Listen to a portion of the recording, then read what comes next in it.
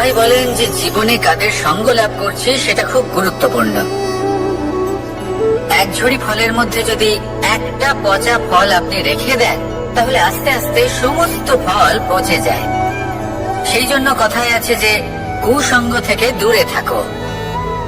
কিন্তু কি করা যায়? এই সংসার খুবই ছোট। যেখানে আমরা কাজ করি, যেখানে আমরা থাকি, যে পথে আমরা আসা যাওয়া করে থাকি, যে পথে আমরা ভ্রমণ করি, সেখানে এমন অনেক সংখ্যক ব্যক্তি থাকেন যাকে দেখে আমরা মনে করি যে এদের থেকে দূরে থাকতে হবে। তখন আমরা কি করতে পারি? তাদের কি আমরা পরিত্যাগ করব? তাহলে এই সংসারে এমন অনেক মানুষ আছেন, তাহলে কি সংসারই পরিত্যাগ করব? না, সেই ফলের মতন হবেন না যারা একটি পচা ফলের উপস্থিতির জন্য নিজেরাও নষ্ট হয়ে যান। বরং হয়ে উঠুন চন্দন বৃক্ষের মতন, যেটা আসলে সাপেদের বাসস্থান, যেখানে অনেক সংখ্যক অত্যন্ত ভয়ানক বিষধর সাপ থাকে। তারপরেও এই চন্দন, সে কিন্তু নিজের শ্রেষ্ঠত্ব হারায় না। এর মূল্য কিন্তু সেই একই থাকে। মনে রাখবেন, এই সংসারে নিজের সঙ্গ বদলানোর পূর্বে নিজেকে বদলান। নিজেকে কিছুটা এমন ভাবে গড়ে তুলুন যে কেউ আসুক না কেন সে যেন আপনাকে বিভ্রান্ত বা দূষিত না করতে পারে। আসুন আমার সাথে ভালোবেসে বলুন, রাধা রাধা। মানুষ জীবনে অনেক ধরনের সুখ লাভ করে, অর্থ সুখ, পরিবারের সুখ, বৈভবের সুখ। কিন্তু এমন একটা সুখ আছে যা বেশিরভাগ মানুষকে প্রভাবিত করে, কিন্তু সেই সুখ তাদের কোনো প্রয়োজনই নেই।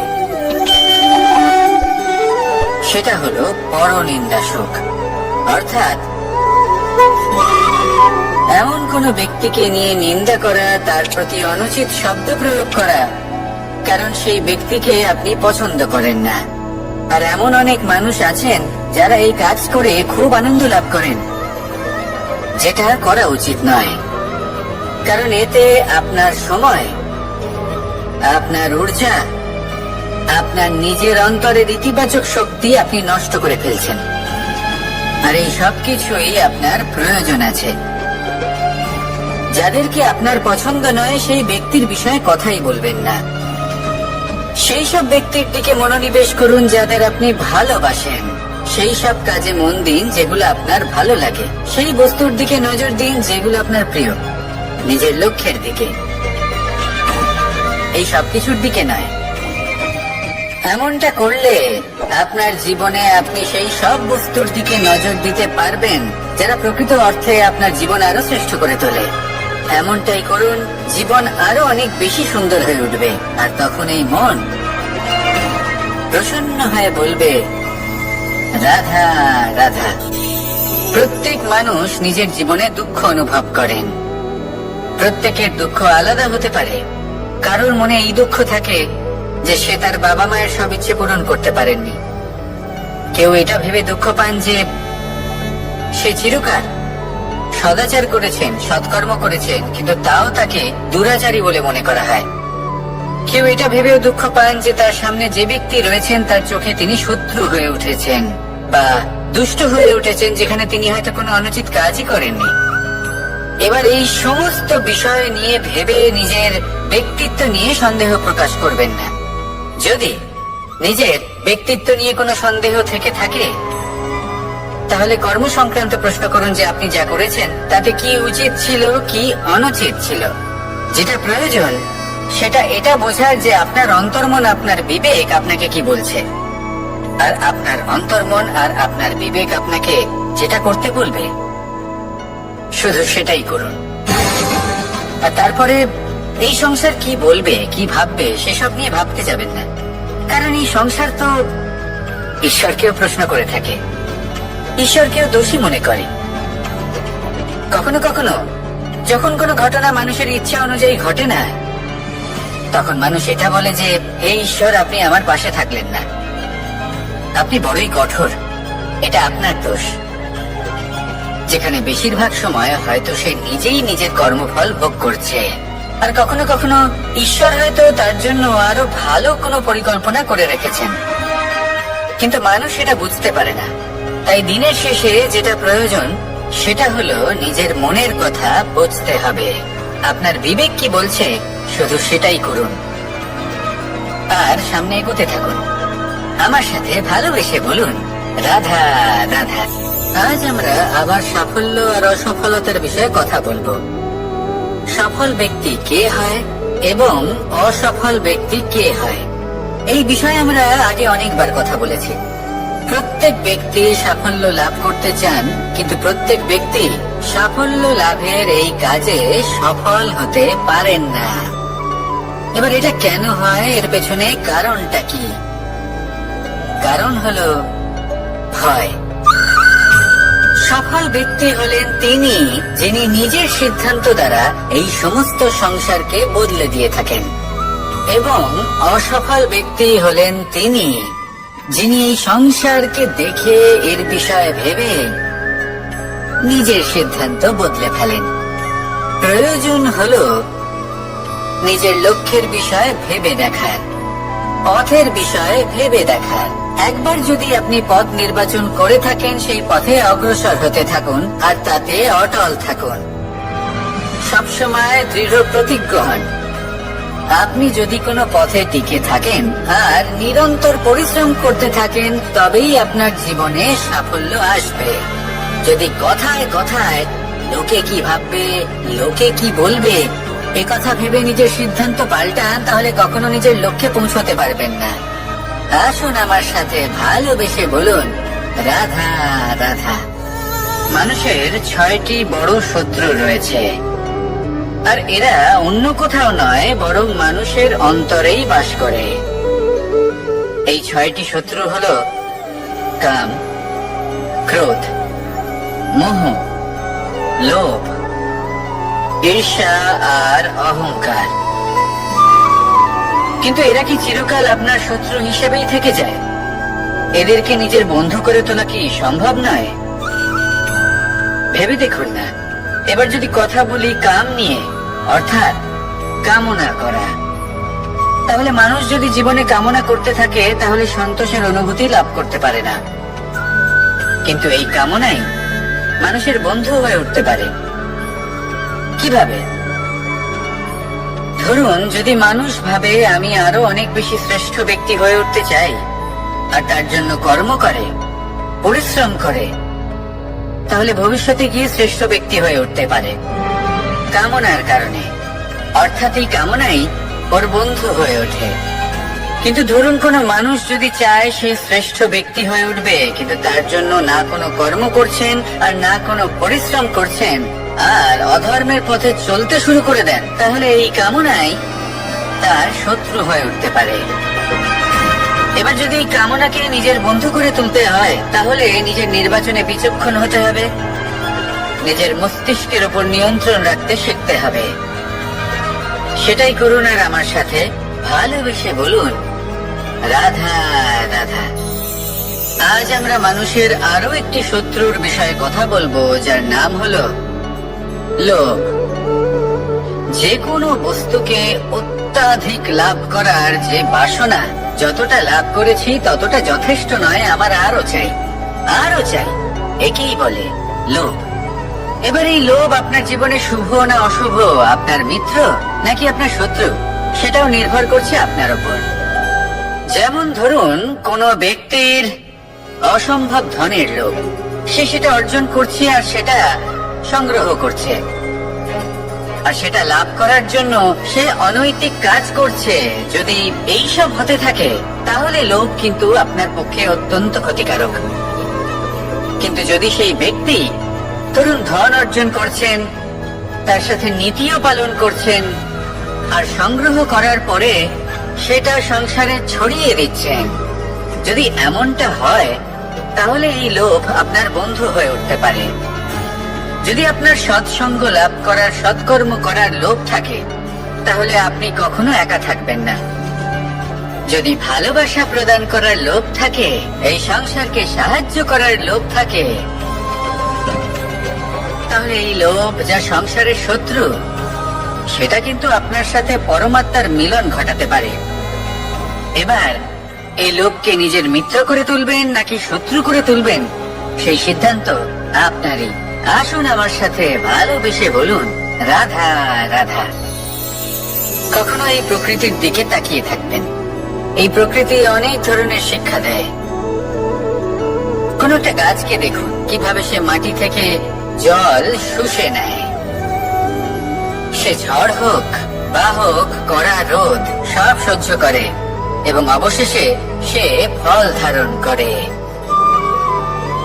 আর সেই ফল উৎপন্ন করার পরে সে ফল কিন্তু সে নিজে গ্রহণ করে না, এই সংসারকে প্রদান করে, যাতে পশু পাখি মানুষ তারা এই ফল গ্রহণ করে শক্তিশালী হয়ে উঠতে পারে, সুস্থ থাকতে পারে। সেভাবেই নদী, সরোবর এরা নিজেরাও কিন্তু নিজেদের জল গ্রহণ করে না, মাটিকে প্রদান করে, পশু পাখিকে প্রদান করে। সূর্য নিজেও নিজের জন্য প্রজ্বলিত হয় না, সে প্রকাশ ছড়িয়ে দিতে চায় আমাদের সবার কাছে, সে আলো পৌঁছে দিতে চায়। এই প্রত্যেকের কর্মে পরমার্থ নিহিত আছে, আর সেই জন্যই এদের সকলকে পুজো করা হয়। তাই মনে রাখবেন,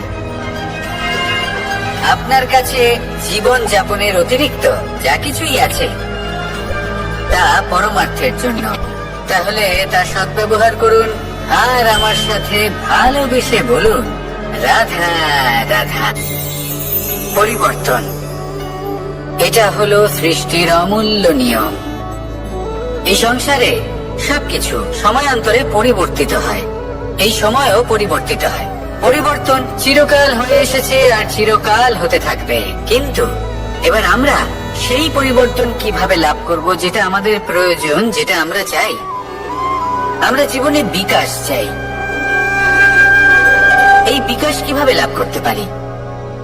এই প্রকৃতি কিন্তু আমাদের অত্যন্ত উত্তম উদাহরণ দিয়ে বুঝিয়েছে। একটি বিন্দুর উদাহরণ দিয়েছে যা ভবিষ্যতে একটা বিশাল নদীর আকার ধারণ করে। এটা কিভাবে হয়?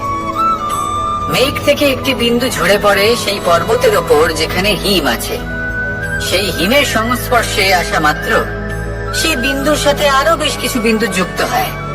তারপর তারা অগ্রসর হয়, আরো কিছু বিন্দু যুক্ত হয়। আস্তে আস্তে একটা ক্ষীণ ধারার রূপ ধারণ করে এবং সেটাই ভবিষ্যতে আরো এগোতে থাকে।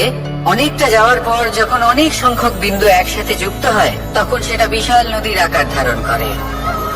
এবার আমরা মানুষ বলে আমাদের সাথে এই নিয়মের অন্যথা হয় তা নয়। আমরাও এই প্রকৃতির অংশ, আমাদের ক্ষেত্রেও একই নিয়ম প্রযোজ্য। যখন পরিশ্রম করে অনেক সংখ্যক বিন্দু আমরা একত্রিত করব, তখনই পরিবর্তনের নদী প্রবাহিত হবে। প্রয়োজন হলো নিরন্তর পরিশ্রম করা এবং ধৈর্য ধরা। এটা করতে থাকুন, জীবনে সবকিছু লাভ করতে পারবেন। কারণ প্রকৃতি আমাদের এটাই শিখিয়েছে, আর আমরা এই ব্রহ্মরই একটি অংশ, যার দ্বারা এই ব্রহ্মাণ্ড নির্মিত। আসুন আমার সাথে ভালোবেসে বলুন, রাধা রাধা। আমরা সকলে সামাজিক জীব। মানুষের সাথে দেখা সাক্ষাৎ করা এটা চিরকালই চলতে থাকে। আমরা কখনো কাউকে উপহার দিই, আবার কখনো কেউ আমাদের উপহার দেয়।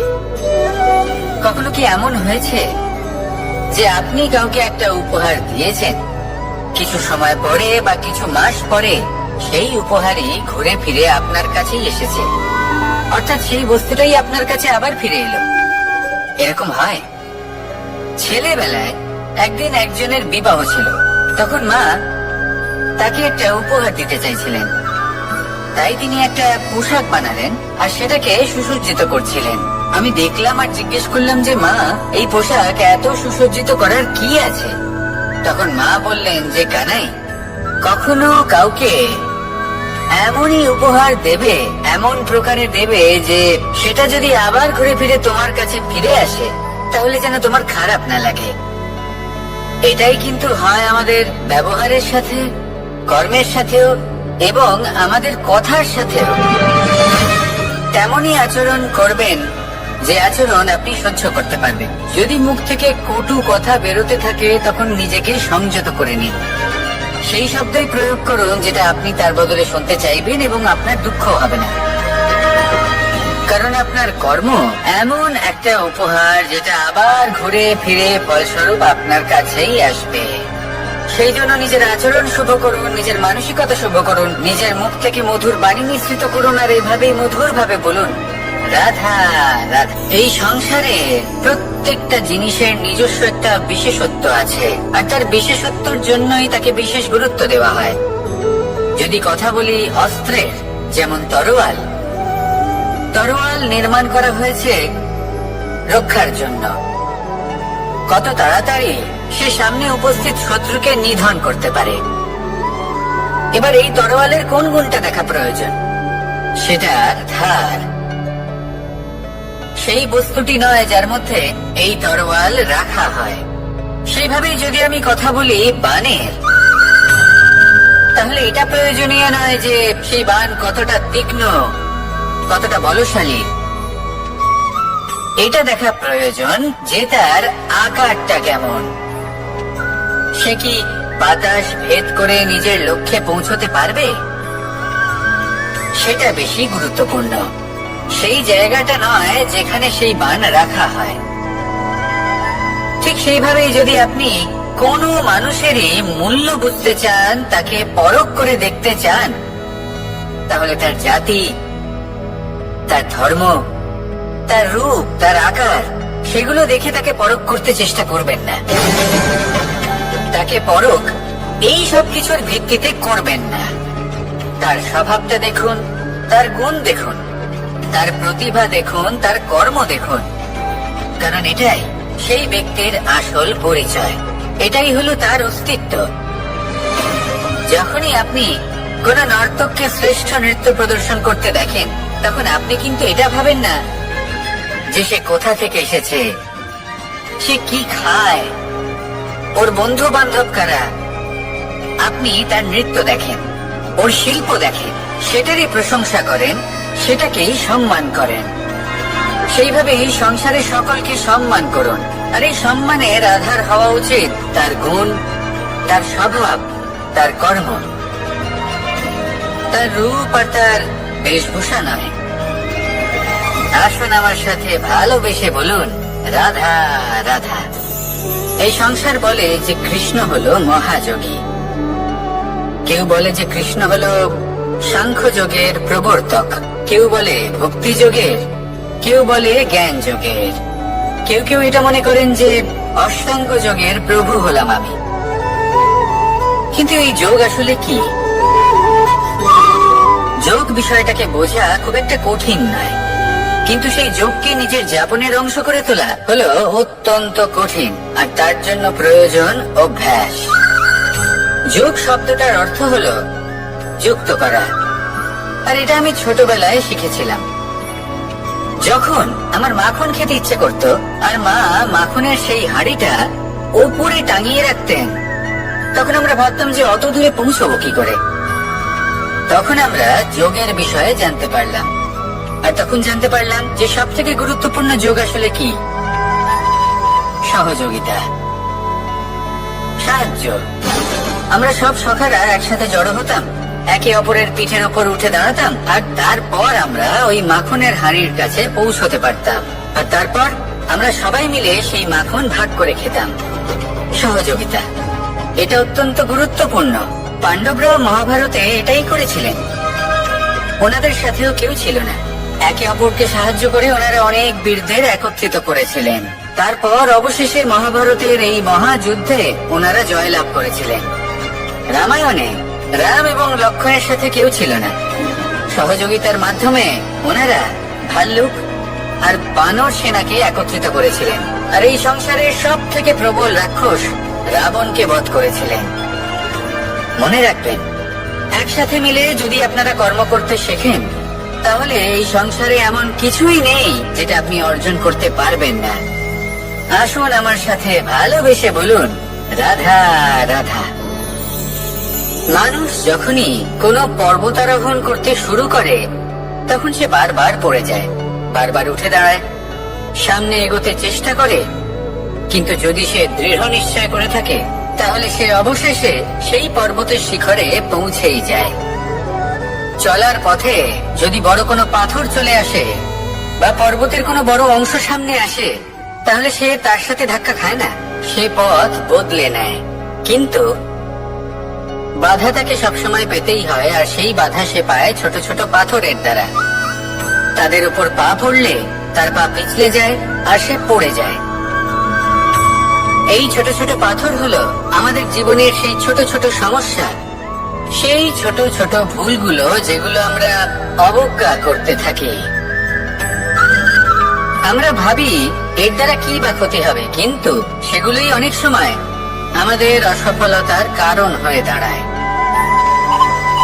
যত তাড়াতাড়ি সম্ভব এই ছোট ছোট পাথরগুলিকে জীবন থেকে তুলে ফেলে দিন। ভুল হওয়াটা স্বাভাবিক, কিন্তু তার মানে এই নয় যে বারবার সেই ভুলের পুনরাবৃত্তি ঘটবে।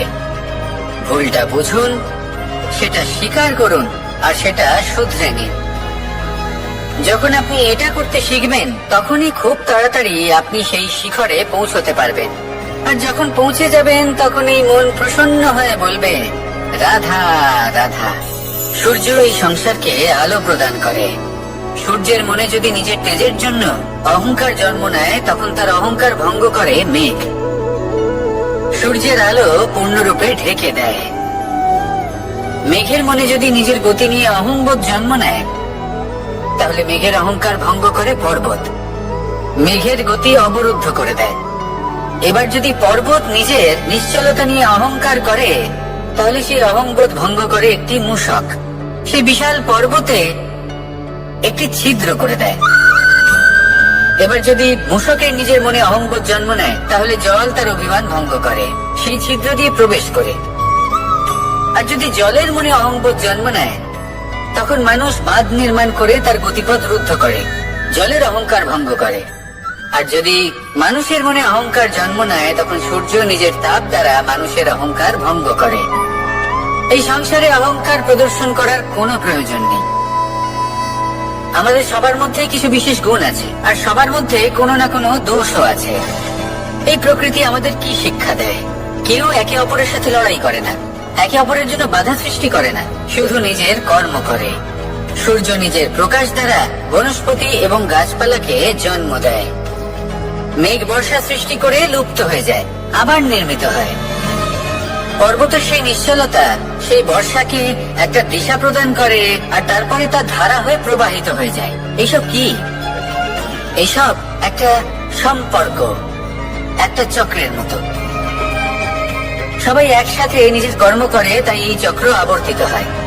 এটা আমাদেরও করতে হবে, একসাথে মিলে কাজ করতে হবে। কারোর জন্য বাধা হয়ে উঠলে হবে না, কাউকে ছোট মনে করলে হবে না। এটাই করতে থাকুন, সবাই মিলেমিশে কর্ম করুন। প্রকৃতি আমাদের এই শিক্ষাই দেয়। আসুন আমার সাথে ভালোবেসে বলুন, রাধা রাধা।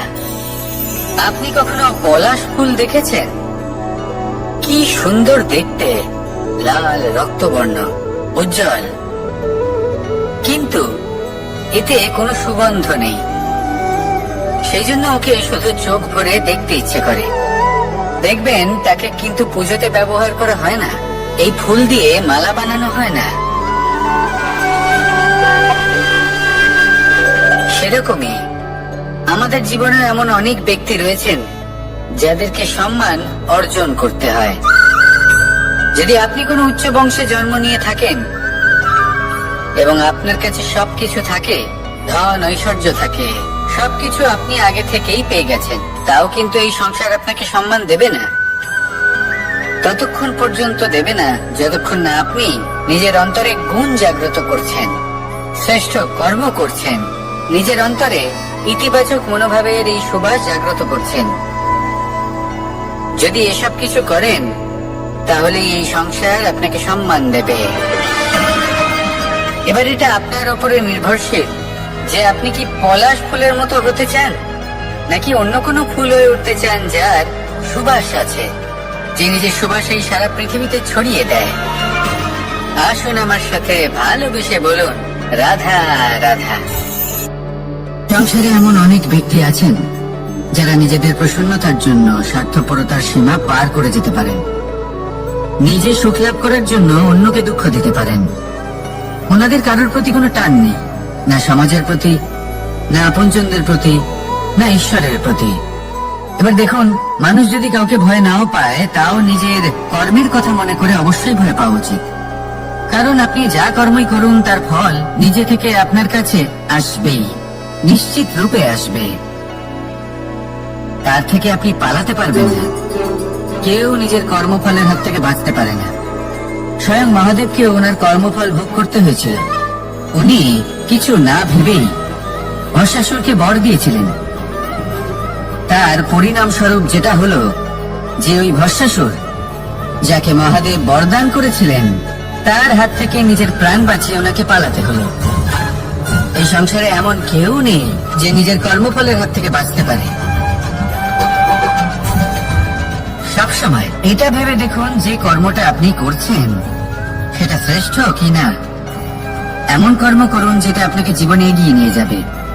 নিজেকে সৎ পথে রাখুন, কিন্তু এটাও সুনিশ্চিত করুন যে জীবনে যে কর্ম আপনি করছেন তাতে অন্য ব্যক্তির উপর কি প্রভাব পড়ছে, তাতে উনি দুঃখ পাচ্ছেন না তো। যদি আপনি যা করছেন তাতে সবার মঙ্গল হয়ে থাকে তাহলে আপনার কাউকে ভয় পাওয়ার কোনো প্রয়োজন নেই। না কালকে ভয় পাবেন না মহাকালকে। আসুন আমার সাথে ভালোবেসে বলুন রাধা রাধা। জীবনে যখনই আমরা কোনো বিশেষ মানুষের সাথে পরিচিত হই তখন তার ব্যক্তিত্বের বিষয়ে আমাদের একটি নিজস্ব দৃষ্টিভঙ্গি তৈরি হয়। তা সে ভালো হোক বা মন্দ, আমরা নিজেদের দৃষ্টিভঙ্গি, নিজেদের ধারণা বানিয়ে ফেলি। কিন্তু আপনি কি নিশ্চিত রূপে বলতে পারেন যে এই যে আপনার দৃষ্টিভঙ্গি সেটাই সেই ব্যক্তির পূর্ণ সত্য, সেই ব্যক্তি সত্যিই সেরকমই? হ্যাঁ, আপনি সেরকম বলতে পারেন না। কারণ যে কোনো মানুষের একটি চরিত্র, একটি ব্যক্তিত্ব অনেক বছর ধরে তৈরি হয়, অসংখ্য অভিজ্ঞতা লাভ করার পরে তৈরি হয়। আপনি একদিনে বুঝতে পারবেন না যে সেই ব্যক্তি কেমন। এই ভুলটাই বেশিরভাগ মানুষ করে ফেলেন। কিন্তু যদি সত্যি কোনো মানুষকে বুঝতে চান তাহলে একটু সময় দেওয়া খুব প্রয়োজন। সবার আগে প্রথম আলাপে সেই ব্যক্তি তো এটাই বোঝাবে যে সে কতটা শ্রেষ্ঠ, কিন্তু সে কতটা গুণী বা কতটা অপগুণী এটা বোঝার জন্য আপনাকে সেই ব্যক্তির কাছাকাছি থাকতে হবে। তিনি কতটা অহংকারী বা কতটা সজ্জন সেটা বোঝার জন্য আপনাকে সেই ব্যক্তিকে সম্মান দিয়ে দেখতে হবে।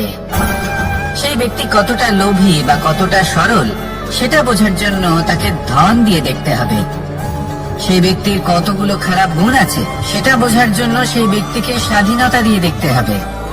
তবেই তাকে আপনি বুঝতে পারবেন। যে কোনো মানুষকে বোঝা, তার ব্যক্তিত্ব বুঝে ওঠা এতটা সহজ কাজ নয়। যতক্ষণ কোনো ব্যক্তির ব্যক্তিত্ব সম্পর্কে স্পষ্ট ধারণা না হয় ততক্ষণ সেই ব্যক্তির সাথে সম্পর্কে অগ্রসর হওয়া উচিত হবে না।